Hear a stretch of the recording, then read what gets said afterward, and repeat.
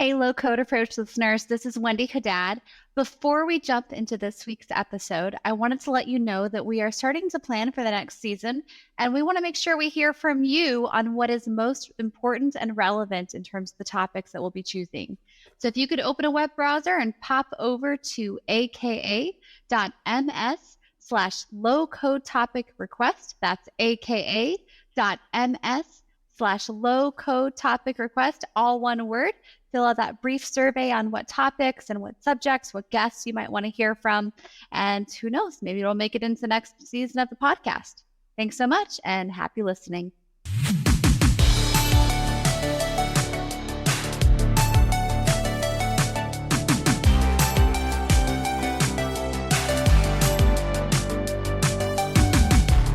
Hey everybody, welcome to a new episode of The Low Code Approach. I am one-third of the host, Sean Feeney, and I've got it on good authority.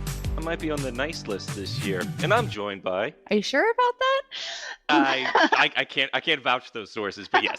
I'm Wendy Haddad. I'm a senior cloud solution architect and a former customer, and I'm joined by... Ken Aguilard, anxiously anticipating leaving today, going on vacation, and seeing you all back on January. Nice. And today we are joined by Heather McLean, Principal Product Manager of Innovation at Blackbaud, and Ben Wong, Senior Principal Product Manager, Sky Developer Platform at Blackbaud, and Wendy. And I'm really excited to bring on Josh Bregman. He has been working with me on several projects on the Microsoft Defender team, and he has some really cool things to share about how he has been using his Power Platform skills to benefit nonprofits. And so that kind of sets the theme of this episode. I'm super excited for what we're doing with Power Platform in the nonprofit space. But first, let's maybe kick it off to the Blackbaud team. So Heather, why don't you give me just kind of an overview of what is Blackbaud? What are you doing? Kind of the market that you're targeting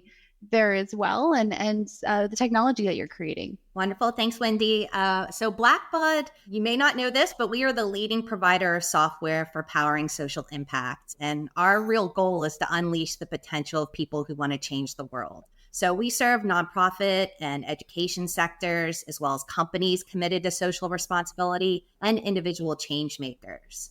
So our software is specifically for fundraising, nonprofit financial management, digital giving, grant making, corporate social responsibility, and education management. And we pride ourselves that we enable our nonprofits to grow their revenue and run efficiently, ultimately powering much more impact for their missions around the world. Awesome. Hey, so this is a low-code podcast, and we talk a lot about low-code technologies and Microsoft Power Platform and how that fits in organizations. And so I'd love to ask Ben, what is the general approach for Blackbaud and low-code when working with our customers? Sure thing. Really excited to be on this podcast, by the way, because the whole low-code movement has just been a massive game changer for me and our customers. So first, let me explain what the Sky Developer Platform is. So what Sky Developer is, it's the platform for third-party developers, so developers outside of Blackbaud, because there's always a shortage of developers, can't get enough of them. So the platform enables third-party developers to extend our products. So we have a philosophy of having open APIs that make our products more flexible and can be integrated well with other systems. So that's what our APIs do. Now, for low code and the Power Platform, the reason why this has been exciting is because when I started in my role and when I talk about APIs, a lot of our customers just don't understand what APIs are. It's not the sexiest thing to talk about because they're just like, what is that? We don't have developers. How do we use this? But with the Power Platform, there's now given our customers who aren't developers, aren't super technical, the ability to consume these APIs and make it work for them.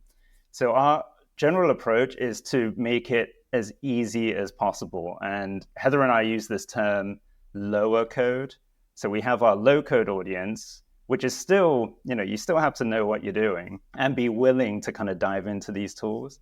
But what we try and do is aim for the lower code. So if you're really scared of these things, how can we make it so easy that the barrier of entry is like non-existent to get started. And the way that we do that is provide lots of tutorials, lots of documentation that you can just follow along. We have a community of low coders who love sharing their flows with each other, and we'll turn those into templates that they can just borrow from each other. We've also have certified templates to make it even easier, so you can find those templates within the template library on the Power Platform. And then Heather runs virtual workshops, regional workshops, really to sit down with the customers and just show them how not intimidating this can be. So that's our general approach, is just to make it as easy as possible. So Ben, it sounds like there's a nice symbiotic relationship between what you all do and the platform itself sort of operate in terms of the components, the connectors, and everything else. Can you maybe give some examples of how maybe some of your customers integrate, the connector and use those things in their day-to-day activities within their own organizations, their own journeys? Yeah, with APIs in general, it's giving our customers more access to their data that they have in our systems. So some of the early tutorials we had were some basic notifications. So when a large gift comes in, letting the right people in their organization know about those large gifts, who gave it, exactly when that gift came in, so then they can take action immediately to go and thank those donors. That's a very kind of basic scenario for how our customers can use Power Automate. Heather's going to have lots of examples from customers in the workshops. Heather, I don't know if you have some that you'd like to share. Yeah, I mean, you hit it spot on with the notifications. That's typically one of the very first beginner projects that our database managers, who are typically the ones within the organizations that see the value in the low code solutions and want to dive in. Just to say that it sounds simple, these notifications, but in a lot of cases, these reports could take an hour or more each day for one or multiple people on the teams to compile for their gift officer. So it's really impactful. And then once our low coders get a win from a project like this, they'll turn to the template showcase, as Ben shared, to get ideas for other automation projects from their peers. It's full of different community flow and app samples, even Power BI report templates, common DAX formulas to help the community accelerate their own projects. So some of the most popular templates from that template showcase are acknowledgement projects. So these are actually letters or email communications that are going out to donors to acknowledge their gifts or even their recurring gifts, or reminders that they have upcoming payments for their pledges. And these are business processes that every nonprofit in the entire world has to manage. But from there, like one of my favorite all-time projects, this was an amazing joint effort that we helped Nicole Holt at Preble Street, which is just an awesome organization that serves the homeless in Maine. Nicole took the skills that she learned in our workshops and built an integration and automation between her volunteer management solution and Blackbaud Razor's Edge NXT, which is her fundraising database, using Microsoft Power Automate. And this automation would alert the fundraising team when high-value donors were in their facility for a volunteer shift. So this really allowed the major giving officers to deepen those relationships with the volunteers and the donors. That meant that they were giving at higher levels and had a deeper connection to the cause overall. And from there, she's gone on to automate grant reporting processes that have allowed the organization to scale up their grants programs and grow. And that's what we love to see, starting from these really simple projects and then growing in sophistication to the types of automations they can deliver for their organizations. Heather, I absolutely love that. And I think that one of the things, I mean, we do a lot of tech on the podcast, right? And we go into admins and governance and ALM and everything else, but it's been so nice to hear about what you're doing on the nonprofit side and just a success story, because I think people don't think about that. You know, they're thinking about Power Platform as a business tool and not necessarily what you could do in the more altruistic sense as well. I'm going to piggyback off of your example, and I want to bring Josh in as well, because Josh, I know you've been doing some nonprofit volunteer work. So kind of at a high level, can you just give us an overview of some of the volunteer work you've been doing in the nonprofit space as well, leveraging the Power Platform? Because I think it's a really nice part two onto some of the success story that Heather's been sharing about the difference that Blackbaud is making. Sure thing, Wendy. And, thanks for having me. Wendy and I actually worked together on a couple of projects, and she knows that this is an area that I'm actually pretty passionate about. So one of the cool things about working at Microsoft is they encourage volunteering. In fact, Microsoft will match $25 for every hour of volunteering that you do, which I think is an amazing benefit. And so I've been at the company for just over 2 years, and it's really inspired me, to do more, to sort of do volunteering, which is, I think, the purpose there. And it's not surprising, since I work at Microsoft and I'm technical, that a lot of times my volunteering activities are sort of like the IT guy who helps out in these various activities. And so the couple places where I've done this is 2 organizations that are near and dear to me. I live in Acton, Massachusetts. There's a boosters club there called Acton Boxborough Student Activities Fund called ABSAV. And we're a fundraising group. We raise money for the town for things like new sports equipment, new scoreboards, buses, things like that. I want to follow up with Heather and Ben about this Blackbaud platform. It seems like a lot of these use cases are similar, although, there's some interesting challenges which you can talk a little bit about for some of these very small, almost like volunteer nonprofits, which is what ABSAV is. ABSAV is joint student and adult run, which is sort of unique about it. And so some of the things that we've done there are about teaching kids how organizations work, and some of that happens to do with technology. So I've been involved with that and sort of like a very opsy sort of probably similar use cases to what Heather and Ben are talking about. And the other organization I've been involved with is actually my wife works at a nonprofit. She works at what's called Minuteman Arc in Concord, Massachusetts, and they provide services for developmentally delayed and challenged individuals throughout their entire life. It's an amazing organization. So proud of her. If she ever listens to this, for what she does there. And so they are also Microsoft customers. And this is an organization that she works in early intervention, which is like kids 1 to 3 who have developmental delays. And she works with them. And these are people whose passion is about helping children. It's not about paperwork. And so they're like a very kind of paper-based forms kind of way of doing things for a long time. And obviously, they want to be more efficient. They want to try to automate more things. And so on a volunteer basis, I've been helping them with a number of sort of like process automation, try to make things easier for them. Some of the really cool stuff, and I think most powerful work that they're currently doing, is there's a shelter by us with a lot of Haitian refugees who require a lot of services. My wife's over there constantly. And so some of the technology challenges about how to deliver services in remote and disconnected environments are things that we're working on as well. So gosh, Wendy, I just want to say again, thanks. I'm just thrilled to sort of to be here and have the opportunity to talk about some of the cool stuff that we're doing. Josh, I want to maybe just take a moment to emphasize some of what you said, and that is, about just the nature of giving back to the community and whatnot as a whole, right? Power Platform is part of what we call BAP internally, Biz Apps. Some folks may know it as that. And about 23, I might be a little bit off in my numbers, 24% of our giving back to the community actually comes in October. In just October alone, we raised a little over $4.9 million for charity, and donated over 17,000 hours from just our part of the organization alone. Now imagine, like as you're mentioning, Microsoft itself just has this spirit of giving. Someone once said that, one of the greatest things you can do is just be of service to someone, right? I'm paraphrasing this, but it's an absolutely wonderful quote, and I actually love being of service to many individuals. Now, with all of that said, I would also like to delve in and ask maybe what are some of the challenges that come along with giving, and how the technology helps you maybe ease some of those potential pains?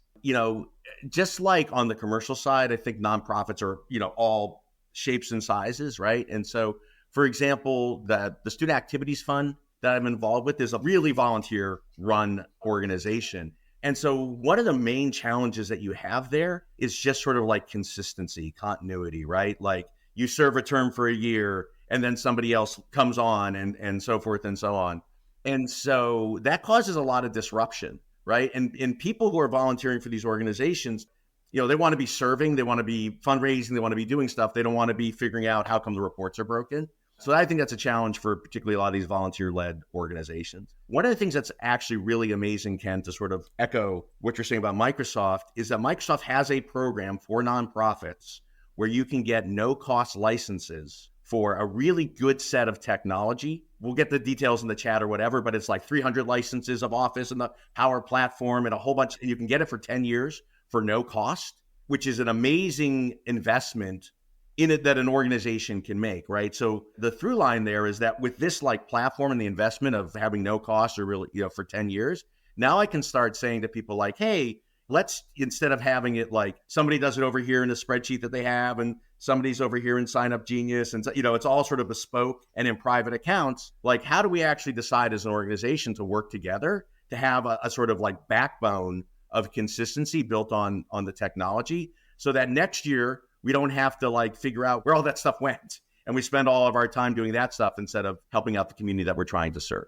Yeah, I'm glad you said what you said about the free software. Yeah. Right.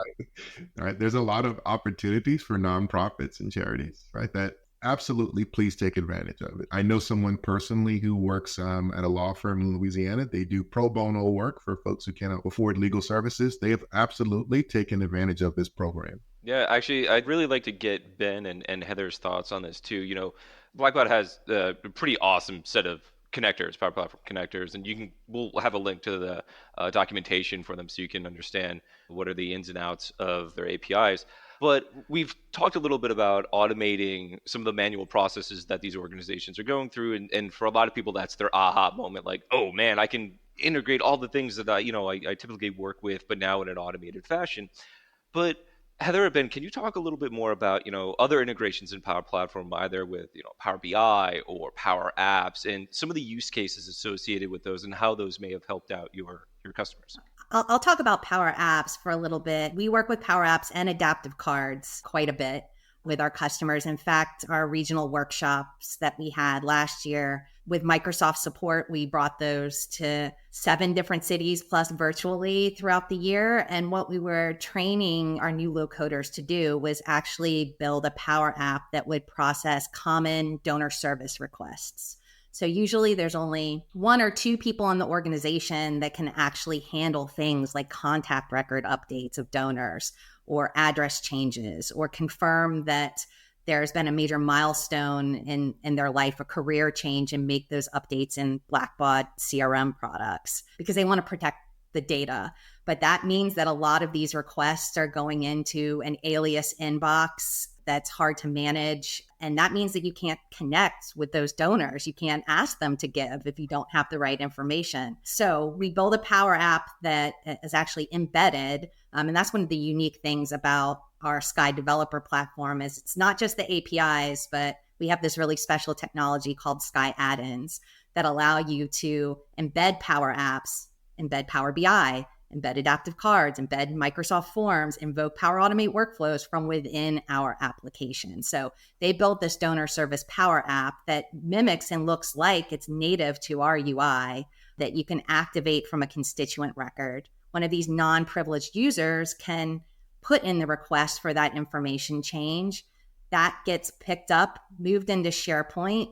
That's where we have our audit trail of all of those requests. And then the database admin can go through and systematically approve them. And when they are approved, that data can be updated automatically through our connectors rather than having to go in and manually create those updates. I mean, this is a huge time saver for the organization. And again, like the acknowledgements and the notifications is ubiquitous that every nonprofit in the world has to manage this process. So we're really proud of this tutorial. We worked on this with the Microsoft team. It was the first time we delivered Power App in a day workshop, really tailored to a nonprofit use case. And we're excited that we're going to be bringing this to more cities next year and growing the curriculum to include embedding Power BI reports, to really leveraging adaptive cards, which are a great option. Again, free, since we're talking about free technology and free software, free to use. We really evangelize using those quite a bit. And so we're excited to continue to build that curriculum with other tools on the Power Platform. So Heather, it sounds like you are really empowering these charities to scale through technology is the way I would maybe put it. Someone who has a lot of experience with that is Wendy. And I'd like to direct maybe back to Wendy. Maybe Wendy has some questions, right, about how customers can potentially leverage that. Yeah, actually, I do, but I'm going to change the question slightly. So because I've done nonprofit. Josh, Heather, you have some great examples here as well. And Ben, there's a lot of collective knowledge on this podcast. I want to do almost like a speed round, if you will, and people chime in here. We're going to play a game. I'm sorry, I'm changing the questions on everybody, but I think that if I think of a nonprofit, right, a lot of times it's knowing where to start.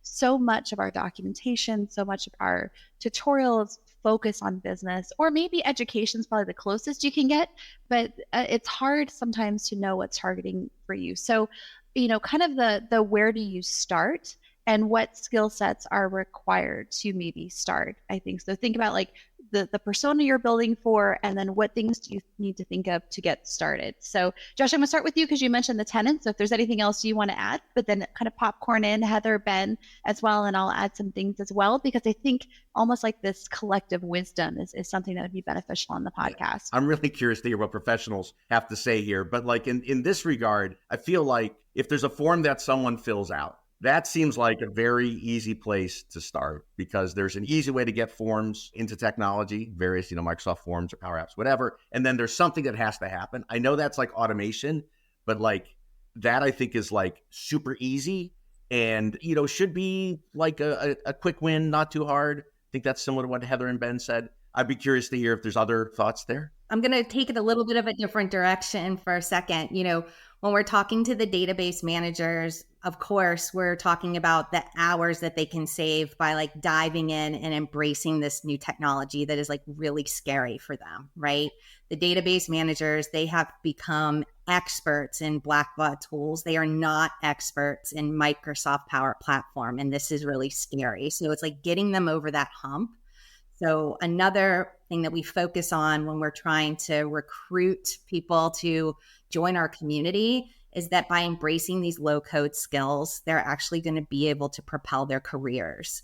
And we have some really demonstrable use cases and members of the community who have gone from very low level database managers within their organization to being promoted multiple times over to director level and even higher, managing teams that are now building automation. So we play not just to the technology, but also just the career options that are available to them by embracing these skills. And we really have to focus on the training to help them get over that fear. So we have an online accelerator course anybody can take. It's free. We have a YouTube channel where we host all of our content. We have a monthly user group, which is such a safe space for people when they just come and they get started. And there's nothing more rewarding than seeing that community throw up emojis in the virtual user group to like congratulate everyone at all levels for like taking the leap and diving in and doing this. So it's not just about the tech, but it's also about the community that's so important as a place to get started. We wouldn't be where we are today with the growth of our connector program without that community. So yeah, just to expand on that, on the kind of topic of getting started, we've been on a journey to find what that point is of introducing our customers to these tools. So when we made our connectors available initially, we thought, let's just have some tutorials on our documentation website that teach people how to create a basic flow. But we found that even that can be challenging for some of our customers. So the best way for them to get started is really picking a pre-built template within the template library. So you don't even need to follow instructions to build it yourself. You just pick a template. And we name these templates so they can pick them based on the outcome that they're expecting. So like the notifying fundraisers that I talked about before, or notifying fundraisers when an action has been assigned to them, things like that, where they can see the name of the template and all they need to do is like, oh yeah, I'm going to do that. I want to set that up. I don't need to know how the flow is put together and I don't need to create it myself. I'm just going to start with that template. And really that has most of the things built out. You just have to configure it to your environment at that point. So we've kind of explored different ways of getting people started. And now I can see just the numbers that are shared on the platform, like how many people are actually using these templates, which is great. Wendy, I think we need to get Ben and Heather on this, like the product management podcast. I'm also just, as a product manager, like looking for the heart and thumbs up here, like templates, 1,000%, like make things simple so that people understand them. It's not surprising to me that our friends at Blackbaud are having great success with thinking about customers and outcomes and then like putting the technology underneath it. Yeah, I was going to say, sometimes you think that you're making things simple, but when you actually watch someone go through those steps, you realize it's not. Totally. So the Sky add-ins framework that Heather was talking about earlier, we've built ways for customers, really what we thought was pretty easy, by constructing a URL with some parameters that then spits out this add-in. But even constructing a URL with parameters, that can be tricky when you actually watch someone trying to paste in the right parameter and having the and or the question mark in the right place and having the parentheses right. They all know how to URL encode, right? They know how to do that. Right? We thought like, oh, you just use this encoder, just put it in there and it's going to spit it out for you. But Heather spent some time just to make it even easier, where she built a Microsoft form so you can basically survey what the user is trying to do, and then it generates the URL for you, so you don't have to construct it by pasting in parameters. I use Power Automate for that because so See, that was my use case. Start with the form, right? Whatever's a form. whatever's a form. Well, and you can do a simple form in Power Automate as well as Power Apps if needed. Yeah, I feel like what we're all describing is like that blank page syndrome, right? Because so often it's not being able to see something a different light, especially a nonprofit. People are volunteering. They're usually overworked and stretched way too thin. And so taking that space to just look at your processes and go, how can we make this better and more efficient? Josh, as you mentioned, handing it off between individuals and a process that's going to be sustainable there as well is so key. And don't get me started on documentation as well. If it could be as simple and commenting in there. This is part of the beauty of actually pulling things in the Power Platform and integrating with it. We've said this in the past, and it will carry over irrespective of if you're a nonprofit or, a Fortune 500, or a Fortune 10, a Fortune 1 million. It doesn't matter. Once you have visibility into your data, you can understand what your people are actually doing. Data is at times undervalued by organizations. Having visibility into that, again, I've said in the past, the world runs on Excel. Folks, try and get out of that. Like, let's go a little bit beyond the Excel spreadsheets, the handwritten forms, and all of these things. Get your data into something that's extensible, programmable, something that you can wrap layers of security and whatnot around on it. Things that you can bolt AI on top of it, and so on and so forth, right? Start utilizing the technology that is, being put in front of you, especially as Josh, Heather, and everyone has said, we're giving it to you. It's free. Like, start using it. But even just from the security aspect, right? If you're collecting personal information or you're collecting financial information, especially nonprofits, you have a stewardship responsibility over that data as well. And so we're helping give you the tools there to do that.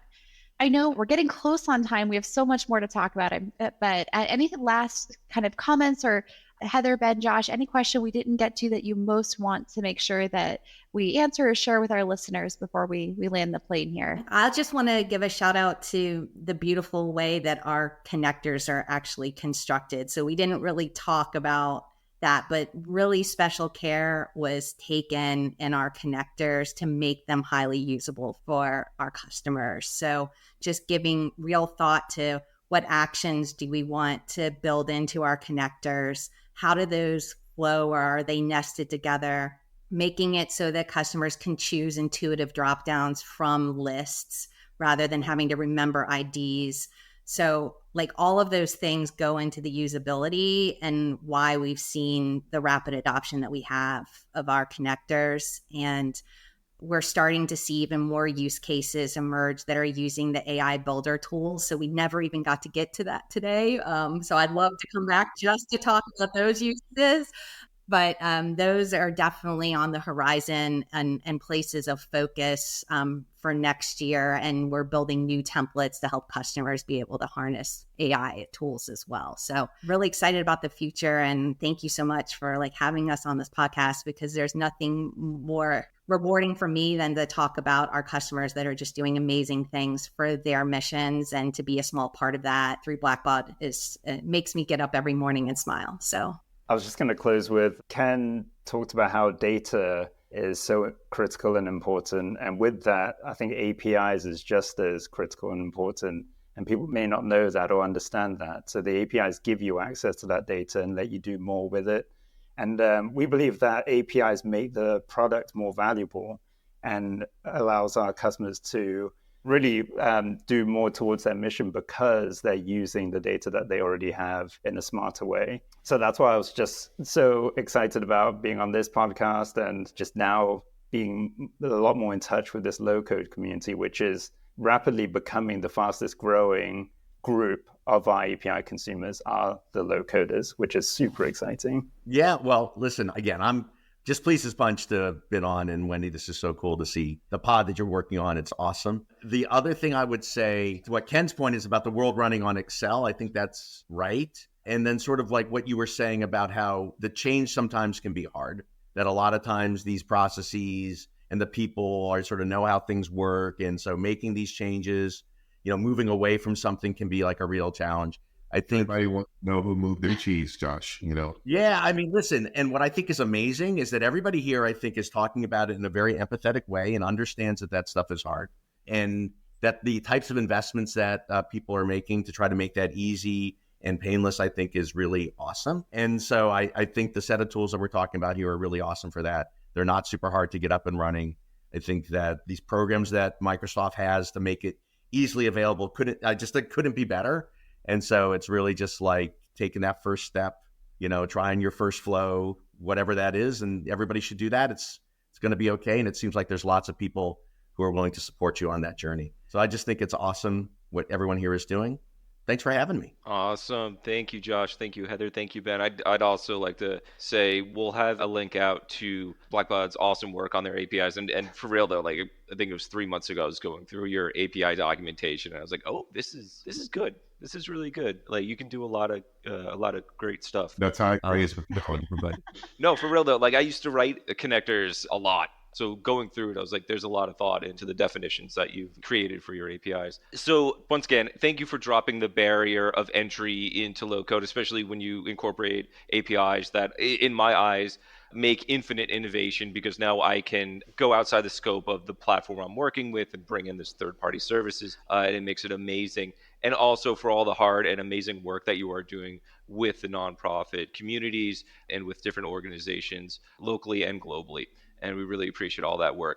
One thing I'm also going to plug shamelessly for myself is that we do have a form out that if there are any other topics that you think we should cover, if you'd like us to go back into conversations about connectors and connector construction in general, we have a topics form that is at aka.ms/low code topic request. That's one word. Go in there, add your comments in. We'd love to hear it and any request for any topics. Once again, Ben, Heather, Josh, thank you again for joining us. And we look forward to talking with you again and sharing all the amazing work that you've worked on. Thank you. Thank you. Thanks, folks. Bye. Bye-bye.